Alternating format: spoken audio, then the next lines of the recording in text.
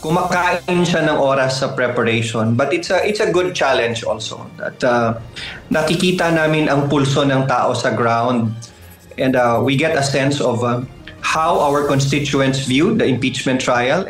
Hati na ang atensyon ng House prosecutors dahil nagsimula na ang campaign period para sa local candidates sa 2028 midterm elections. Gayunman, ayon kay House Deputy Majority Leader Iloilo 1st District Representative Lawrence Defensor na isang re-electionist, malapit nang matapos o masasabing 80% na silang handa para sa nakaambang paglilitis. At sa kanila umanong pag-iikot para sa kampanya, nalalaman nila ang pulso ng kanilang constituents kaugnay ng impeachment case laban kay VP Duterte.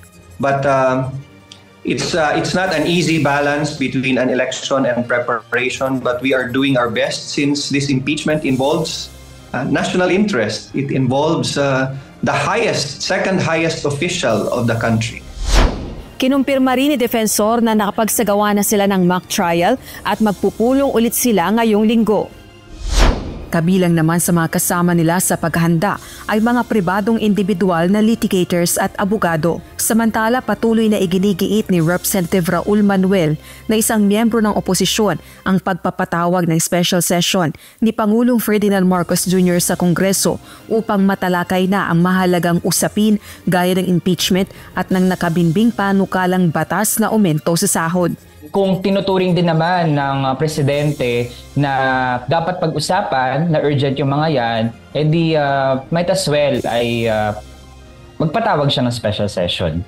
Tila naman isinasantabi na ni VP Duterte ang mga ibinabatong aligasyon laban sa kanya kahit pa ang umano'y maling paggamit at paglustay sa confidential funds nito. Kabilang ito sa articles of impeachment na inihain laban sa kanya ng Kongreso. Pabayaan na natin sila sa kanilang guni-guni.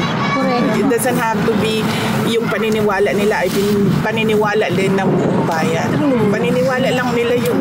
Kamakailan, inihayag ni House Deputy Majority Leader La Union 1st District Representative Paulo Ortega ang mga kahina-hinalang pangalan ng mga tumanggap umano ng confidential funds ni VP Duterte. Rosa Licos, UNTV News and Rescue.